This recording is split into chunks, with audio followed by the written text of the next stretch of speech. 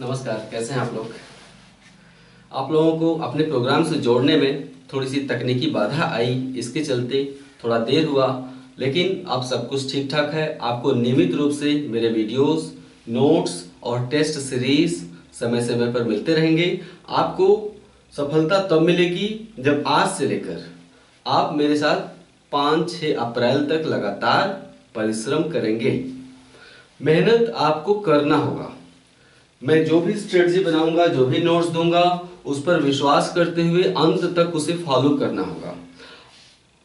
बहुत से लोग होता है शुरू में उत्साह में रहते हैं, 4-6 दिन 10 दिन उत्साह बना रहता है, उसके बाद उत्साह कम होने लगता है और जैसे ही उत्साह कम हुआ फिर वो कोई स्ट्रेटजी फॉलो नहीं करते हैं।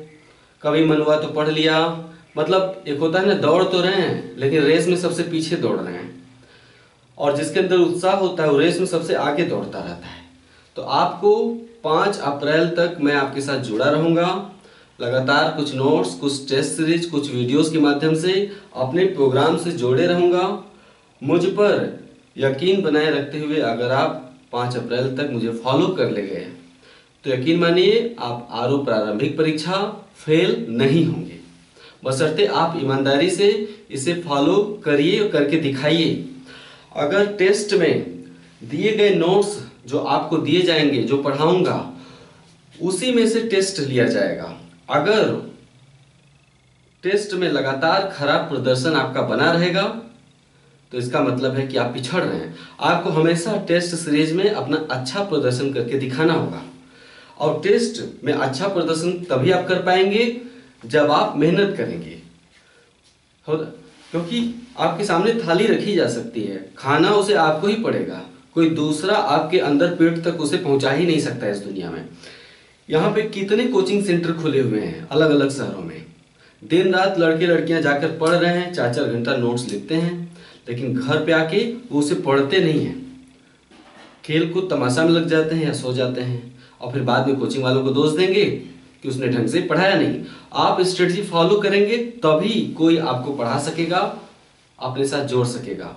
मैं आज एक मोटा एक स्ट्रेटजी बना रहा हूँ, बता रहा हूँ कि मैं किस तरह से आपके साथ आगे बढ़ूंगा। मेरा प्रोग्राम क्या है उसे ध्यान से सुन लीजिए प्लीज, उसके बाद आप गति में आ जाएंगे। हालांकि हिंदी, सामान्य हिंदी के विलोम के अंतर्गत कुछ नोट्स आपको मिले हैं, अभी पूरे नोट्स नहीं हैं, क्योंकि मैं आज से आपके साथ प्रत्यक्ष जुड़ा हूं, इसलिए नोट्स बहुत ज्यादा नहीं भेजे गए हैं। आज के बाद से जब आप मेरे प्रोग्राम से जुड़ जाएंगे तो नोट्स भी तेजी से भेजे जाएंगे। मेरा प्रोग्राम पहले समझ लेते हैं। सामान्य हिंदी 1 घंटे में 60 प्रश्न आएंगे। 60 प्रश्न में 6 टॉपिक हैं, प्रत्येक टॉपिक से 10 प्रश्न पूछे जाएंगे। ये 6 टॉपिक हैं: विलोम, वाक्य और वर्तनी शुद्धि, तत्सम तद्भव, पर्यायवाची, वाक्यांश के बदले एक शब्द और विशेष्य विशेषण। इन 6 टॉपिक्स के कंप्लीट नोट्स, जहां से कुछ भी नहीं छूटेगा, वो नोट्स मैं आपको अवेलेबल कराऊंगा और लगातार यहां से टेस्ट लूंगा। कैसे टेस्ट लूंगा? मान लेते हैं मैंने विलोम के सारे नोट्स आपको भेज दिए, मान लेते हैं आज और कल में मैंने विलोम के सारे नोट्स आपको भेज दिए। फिर मैं जैसे ही विलोम के सारे नोट्स आपको चले जाएंगे, आपके पास 1 दिन का समय रहेगा, 2 दिन का समय रहेगा, आप विलोम को ढंग से याद करिए। 1 बार नहीं, 2 से 3 बार, एक ही दिन में नहीं, अलग अलग दिन। कभी भी दोहराव उसी दिन नहीं होना चाहिए। अगर हमने आज किसी चीज को पढ़ा है, विलोम मैंने आज पढ़ा है, तो उस हिस्से को मैं आज नहीं दोहराऊंगा, मैं कल दोहराऊंगा। क्योंकि जब हम सो के उठते हैं, अगले दिन दोहराते हैं, तभी उसका प्रभाव पड़ता है। इस चीज को फॉलो करके देखिए, ये वैज्ञानिक तरीका है दोहराव करने का। विलोम में सारा विलोम आप 1 दिन में नहीं पढ़ सकते हैं, लेकिन 1 दिन में आप जितना विलोम पढ़ेंगे उसको अगले दिन दोहराने के बाद ही उसके आगे के हिस्से पढ़ेंगे, और फिर कल जो आगे का हिस्सा पढ़ेंगे उसे परसों दोहरा लीजिएगा। इस तरह से दोहराते हुए चलेंगे, आपका हिंदी में गलत होने की संभावना कम होती चली जाएगी। जो गलत होगा भी, आप टेस्ट सीरीज में लगातार पार्टिसिपेट करेंगे, जो गलतियां हैं वो 5 अप्रैल तक दूर कर ली जाएंगी, यकीन मानिए। तो फिलहाल अभी विलोम के नोट्स भेजे जा रहे हैं, आजकल में कंप्लीट्स भेज दिए जाएंगे। इसी तरह से बारी बारी जैसे जैसे मैं आगे बढ़ता जाऊंगा, टेस्ट का दायरा बढ़ता जाएगा। यानी पहला हिंदी का टेस्ट 60 प्रश्नों का होगा और उसमें केवल विलोम पूछा जाएगा। यानी 60 प्रश्न किसके आएंगे? विलोम के आएंगे। आपका पहला टेस्ट मैं बता दे रहा हूं, अलग से उसका अनाउंसमेंट किया जाएगा आपको, डोंट वरी। हिंदी का टेस्ट सबसे पहले होगा और हिंदी का टेस्ट का समय आपके लिए रखा गया है परसों शाम को 7 बजे, परसों मतलब आज कौन सी तारीख है, आज 2 फरवरी है, 4 फरवरी को शाम 7 बजे आपको प्रश्न पत्र मिलेगा। 1 घंटे आप उसे हल करेंगे। शाम 8 बजे आपको उत्तर कुंजी मिलेगी। उसके बाद मेरा वीडियो आपको जाएगा, उस वीडियो में नीचे कमेंट करके अपना स्कोर बताइएगा। परसों ये सब होगा। परसों कल तक आपको विलोम का पूरा भेज दिया जाएगा मटेरियल। परसों आप विलोम का जो प्रश्न पत्र देंगे उसमें 60 प्रश्न केवल विलोम के रहेंगे। इसके बाद जब मैं वाक्य और वर्तनी शुद्धि का पूरा नोट्स आपको भेज दूंगा तो टेस्ट का दायरा बढ़ जाएगा। अगला जब हिंदी का टेस्ट होगा तो उसमें विलोम भी रहेगा, 30 विलोम रहेगा और 30 शब्द वाक्य और वर्तनी शुद्धि के रहेंगे। इस तरह से करके जैसे जैसे मैं नोट्स भेजता जाऊंगा टेस्ट का दायरा बढ़ता जाएगा। मान लेते हैं मैंने विलोम, वाक्य शुद्धि, तत्सम तद्भव, पर्यायवाची के नोट्स अगले 10 दिनों में भेज दिए या 12 दिनों में भेज दिए या 15 दिनों में भेज दिए, तो जब मैं पर्यायवाची तक का नोट्स भेज दूंगा तो मेरे टेस्ट का दायरा 4 टॉपिक्स पे केंद्रित हो जाएगा, है ना। 15 सवाल विलोम के, 15 वाक्य और वर्तनी शुद्धि के, तत्सम तद्भव के 15 और 15 पर्यायवाची के, हो गए 15 चौका 60। तो इस तरह से मैं टेस्ट का दायरा बढ़ाता जाऊंगा। आपको खुद को परीक्षित करने का, अपने आप का परीक्षण करने का पर्याप्त मौका मिलेगा टेस्ट के माध्यम से। प्रत्येक टेस्ट में आप पिछले प्रदर्शन को सुधार सकते हैं। प्रत्येक आगे के टेस्ट में आप पीछे के प्रदर्शन को अपने सुधार सकते हैं। शुरुआत में आपसे गलतियां अधिक होंगी, स्वाभाविक सी बात है। हिंदी में गलतियां अगर नहीं करेंगे तो बढ़िया करना सीख ही नहीं पाएंगे। आमतौर पे लोग क्या होता है कि हिंदी में टेस्ट तो देते नहीं हैं, सीधे पढ़ के चले जाते हैं परीक्षा देने। और परीक्षा के सामने जब पेपर के सामने बैठते हैं तो उनको हवा भी नहीं लगता है कि वो कितना ज्यादा गलती कर रहे हैं। तो गलतियां एग्जाम हॉल में नहीं करनी चाहिए, रूम में बैठकर करनी चाहिए। जितना गलती करना है मेरे साथ 5 अप्रैल तक खूब गलती करिए, ताकि एग्जाम में गलतियों की संभावना एकदम न्यूनतम हो जाएगी आपकी। अच्छा लगा? क्या लग रहा है? इस स्ट्रेटजी से अगर आप आगे बढ़ेंगे तो 5 अप्रैल तक आते, परीक्षा 7 अप्रैल को, ठीक है, लेकिन मेरी स्ट्रेटजी से अगर आगे बढ़ेंगे तो क्या लगता है कि हिंदी में 60 में से निगेटिव मार्किंग में भी 50 से कम की कोई गुंजाइश ही नहीं बचेगी। ये मैं दावा करता हूँ, मैं खुद दावा करता हूं कि आप हिंदी के बारी बारी जैसे नोट्स भेजे जाएंगे उसको याद करते जाइए, और जैसे जैसे दायरा बढ़ता जाएगा टेस्ट सीरीज के दायरे भी बढ़ते चले जाएंगे। इस तरीके से 5 अप्रैल तक टेस्ट देके देखिए। हिंदी में सबसे साधारण प्रदर्शन करने वाला अभ्यर्थी भी जो आप में होगा वो 50 करेगा, और बेहतर प्रदर्शन करने वाला 55 प्लस करके दिखाएगा। निगेटिव मार्किंग में भी ये संभव है। इसके पहले बैच में मैं आपको बता दूं कि इसका कमाल क्या है। जो पहला बैच है का, उसमें अभी तक विलोम और वाक्य और वर्तनी शुद्धि खत्म हो चुका है, टेस्ट भी चल रहे हैं। मैं आपको बता दूं पहले टेस्ट में जो लोग 60 में से 40 पे आके रुकते थे वही लोग 60 में से 55 हल कर रहे हैं। ये कमाल कैसे हुआ? लगातार दोहराव। लाइट चली गई, 1 मिनट।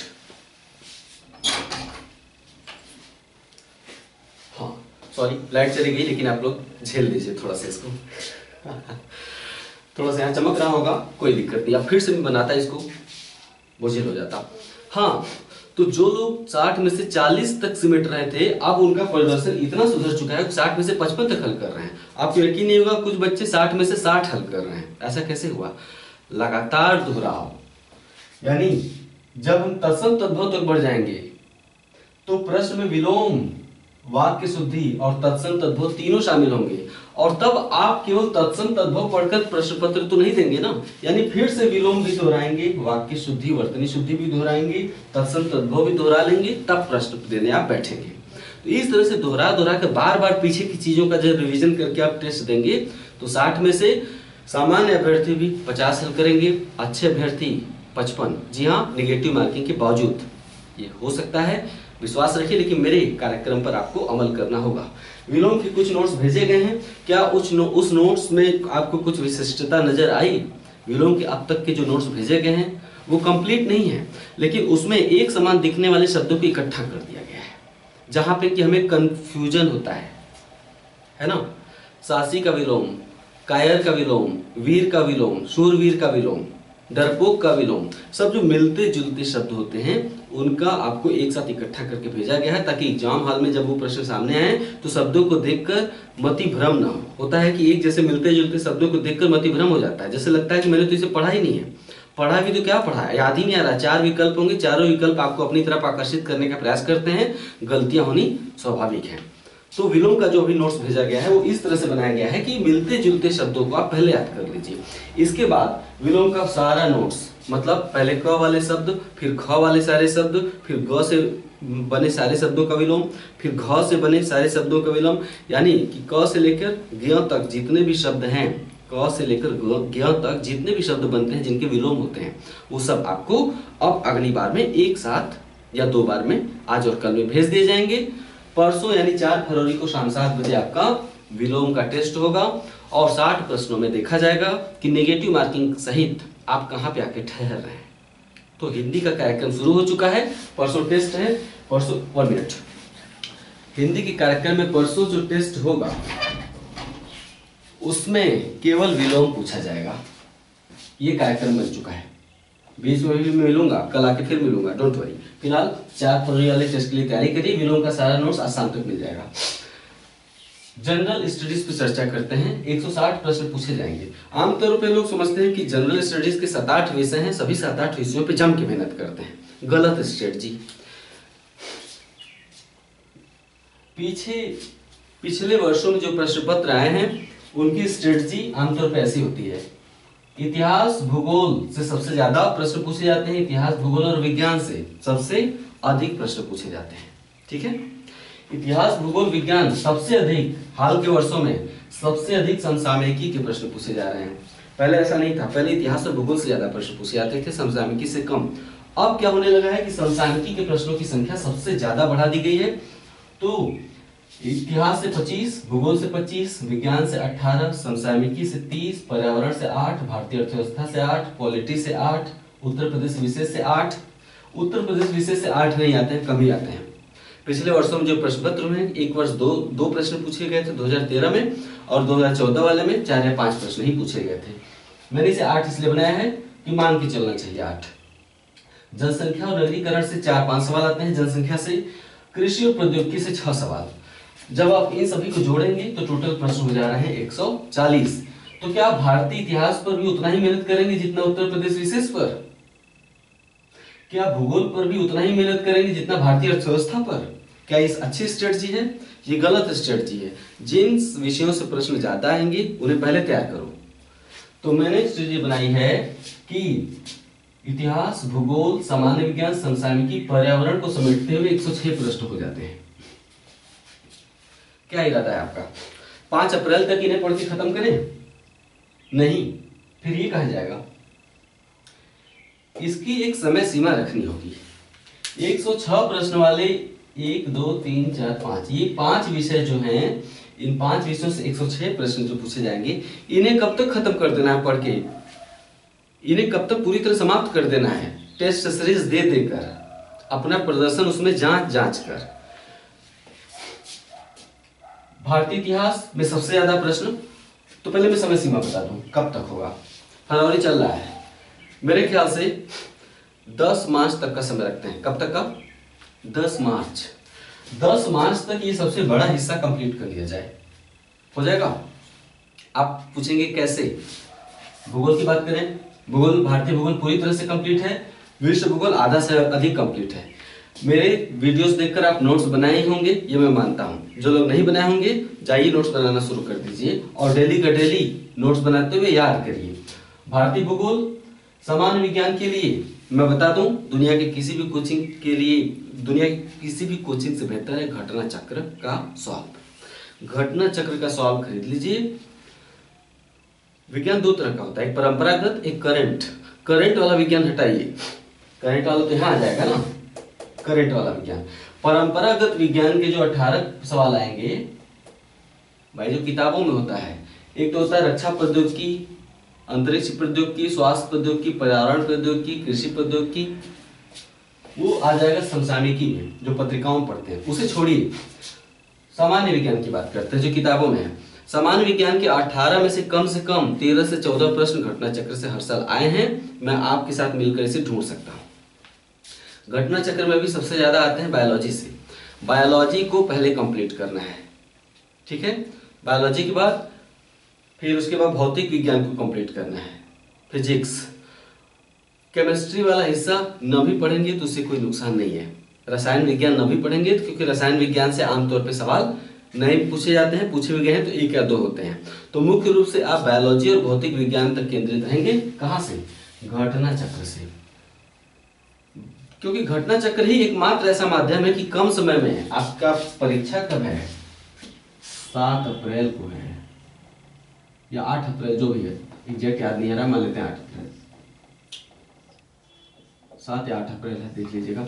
7 या 8 अप्रैल को आपका जो एग्जाम है उसमें कितना समय रह गया है कि मैं कह दूं कि मोटा मोटा किताब पढ़ने लगिए, या मैं खड़ा होकर आपको विज्ञान पढ़ा दूंगा। अरे मैं विज्ञान पढ़ाऊंगा तो विज्ञान ही पढ़ाता रहूंगा।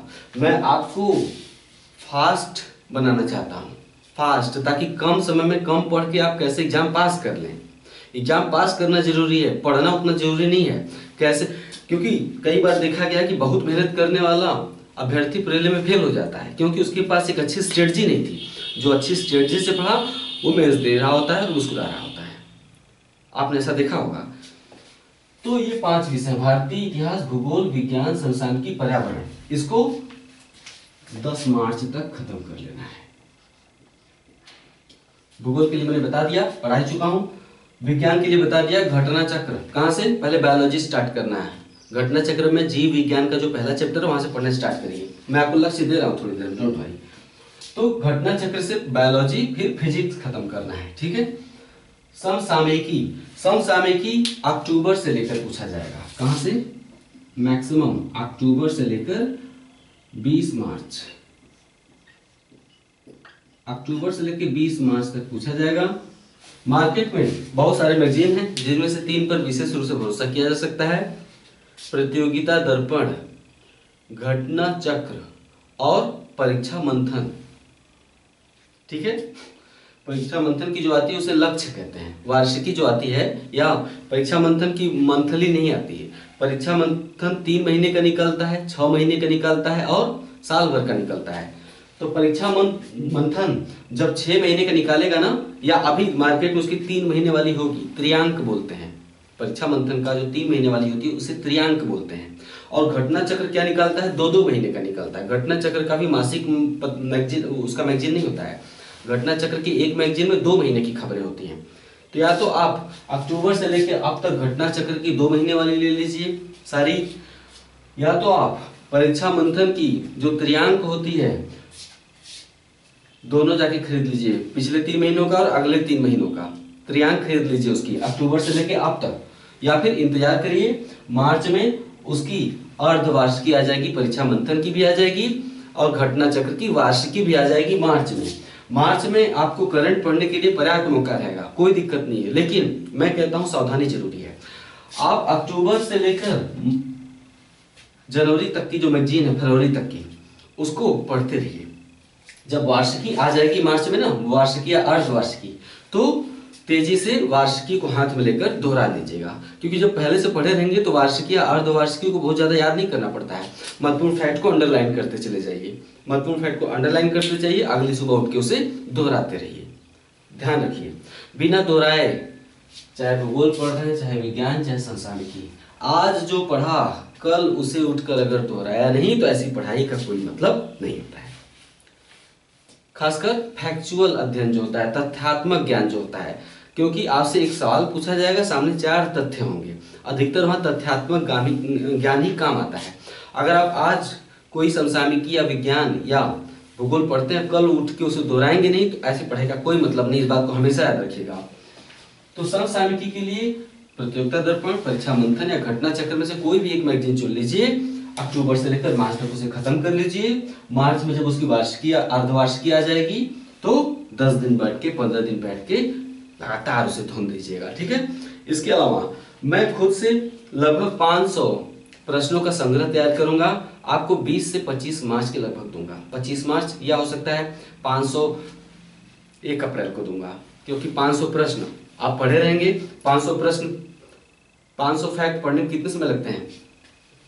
मुश्किल से 1 या 2 दिन लगेंगे आपके, ठीक है। तो मैं अप्रैल मार्च लास्ट या 1 अप्रैल तक आपको 500 प्रश्नों का संग्रह दूंगा करंट में।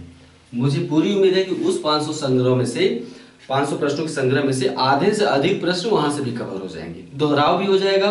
दोहराव क्यों? क्योंकि आप मैगजीन पढ़ेंगे ना, तो मेरा वाला देख के दोहराव भी हो जाएगा और एक कॉन्फिडेंस भी आपका बिल्टअप हो जाएगा, है ना। ठीक है, तो 500 प्रश्नों का संग्रह करंट में मैं अपनी तरफ से बना के जिन चीजों को स्पेशल मानूंगा वो मैं खुद वर्क करके आपको अवेलेबल करा दूंगा। पर्यावरण का नोट्स भी मैं दूंगा। पर्यावरण का नोट्स मेरे पास काफी बढ़िया नोट्स है, उस नोट्स को मैं आपको अवेलेबल करा दूंगा। ठीक है, एक चीज और, आपको जो भी नोट्स दिए जाएंगे उस नोट्स के साथ कुछ निर्देश लिखा रहेगा, उस निर्देश को जरूर पढ़ लीजिएगा।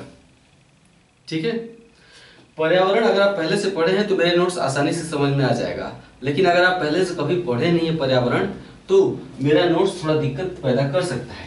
इसलिए मैं पर्यावरण पारिस्थितिकी का वीडियो भी बना रहा हूं। पर्यावरण पारिस्थितिकी की वीडियो आपको आज ही से शाम से मिलने स्टार्ट हो जाएंगे। पर्यावरण पारिस्थितिकी के मेरे वीडियो को देखकर समझ लीजिएगा, मेरे नोट्स को देखकर नोट बना लीजिएगा। ठीक है, हाँ, जब भी कोई नोट्स जाएगी तो उसके साथ कुछ हिदायत, कुछ सावधानियां लिखी होंगी कि इसको किस रूप में समझना है, उसको जरूर पढ़ लीजिएगा। उदाहरण के लिए पर्यावरण के नोट्स मैंने 2 भागों में बनाए हैं। एक भाग वाला संक्षिप्त है, दूसरे भाग वाला थोड़ा विस्तृत है। पहले भाग वाला जो संक्षिप्त नोट्स है पर्यावरण का, वो सबसे महत्वपूर्ण हिस्सा है, क्योंकि मैंने पाया है कि हर साल जो पर्यावरण के सवाल आते हैं उसी 4-5 पन्ने का नोट्स मैंने बनाया है। केवल 4 या 5 पन्ना है।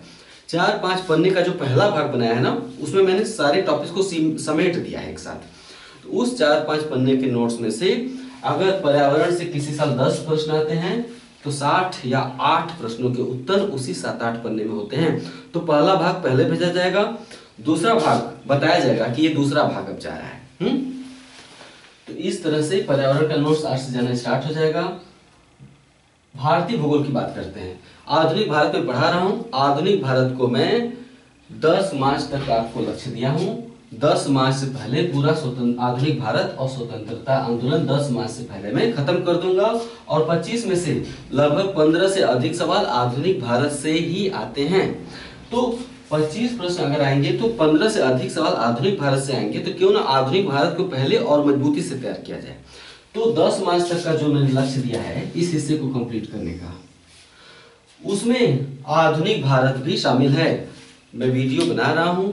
इस समय मैंने स्वदेशी और बहिष्कार आंदोलन तक समाप्त कर दिया है। प्लासी के युद्ध से लेकर स्वदेशी और बहिष्कार आंदोलन तक, वहां तक आप नोट्स बना लिए होंगे, क्योंकि इतने सुस्त तो नहीं है कि मैं अगर बना सकता हूं तो आप उसे देखकर नोट भी नहीं कर सकते हैं। तो आप उसे भी दोहरा रहे होंगे, मेरा ऐसा मानना है। आप भूगोल भी दोहरा रहे होंगे, मेरा ऐसा मानना है। विज्ञान के लिए घटना चक्र पर भरोसा करिए। समसामयिकी के लिए स्ट्रेटजी बता दिया हूं। पर्यावरण के मेरे नोट्स और वीडियो आज से मिलने आपको स्टार्ट हो जाएंगे। पहला टेस्ट है आपका 4 फरवरी। पहला टेस्ट है आपका 4 फरवरी शाम 7 PM। ठीक है, शाम को 7 PM पर आपका हिंदी का टेस्ट होगा। ये आप हिंदी का टेस्ट दे लीजिए। उसके बाद में सामान्य अध्ययन का टेस्ट कब और कैसे होगा, क्या हिस्से उसमें पूछे जाएंगे, इस पर मैं आपसे बात अभी कर रहा हूं। कैसे? आपका अगला टेस्ट होगा 6 फरवरी को। ठीक है, शाम 7 बजे। ये तो हिंदी का टेस्ट है और ये जीएस का टेस्ट होगा 6 फरवरी को शाम 7 बजे। याद रखिए, अभी आपका लक्ष्य केवल इतना है, भारतीय अर्थव्यवस्था, संविधान, उत्तर प्रदेश विशेष, जनसंख्या और नगरीकरण, कृषि प्रौद्योगिकी अभी नहीं पढ़ना है, छोड़ दीजिए। अभी कोई बुराई नहीं है, 10 मार्च तक ही तो दे रहा हूं ना। 10 मार्च के बाद ये सारा फील्ड, संविधान, उत्तर प्रदेश विशेष, जनसंख्या, नगरीकरण का मेरे पास बेहतर नोट्स है, मैं आपको दे दूंगा। कृषि प्रौद्योगिकी का मेरे पास कमाल का नोट्स मैं आपको अवेलेबल करा दूंगा।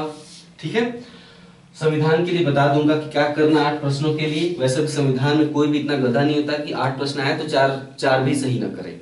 संविधान के मैंने देखा है कि कोई भी बंदा 8 में से कम 4 तो सही करता ही है, लेकिन संविधान में लोग सोचते हैं कि हम 8 के 8 सही करें। उसकी भी स्ट्रेटजी बताऊंगा।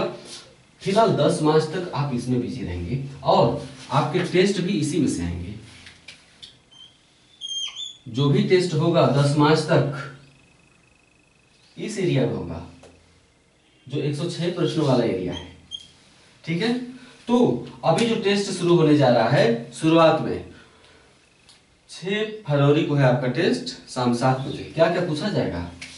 भूगोल, सामान्य विज्ञान, पर्यावरण, भूगोल, सामान्य विज्ञान, पर्यावरण पूछा जाएगा।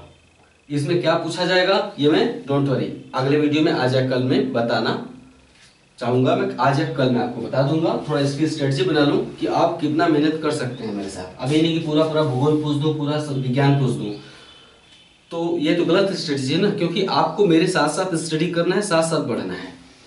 तो सामान्य अध्ययन में जो टेस्ट होगा, अभी इतना बता दूं, भूगोल, विज्ञान और पर्यावरण से प्रश्न पूछे जाएंगे। 6 फरवरी को टेस्ट है। आज शाम को या कल सुबह में बता दूंगा कि किस किस एरिया से प्रश्न पूछे जाएंगे। ठीक है, पूरा भूगोल नहीं पूछूंगा, कुछ खास चैप्टर दूंगा, उसी में से मैं प्रश्न पूछूंगा। धीरे धीरे आपके दायरे को बढ़ाता चला जाऊंगा। तैयार हैं? विश्वास रखिए मैं जुड़ा हुआ हूं आपसे। फिलहाल जो लक्ष्य और टारगेट दिए गए हैं, पहला टेस्ट है 4 फरवरी को शाम 7 बजे, उसकी तैयारी करिए। मिलता हूं, नोट्स आपको थोड़ी देर मिलने शुरू हो जाएंगे। नमस्कार।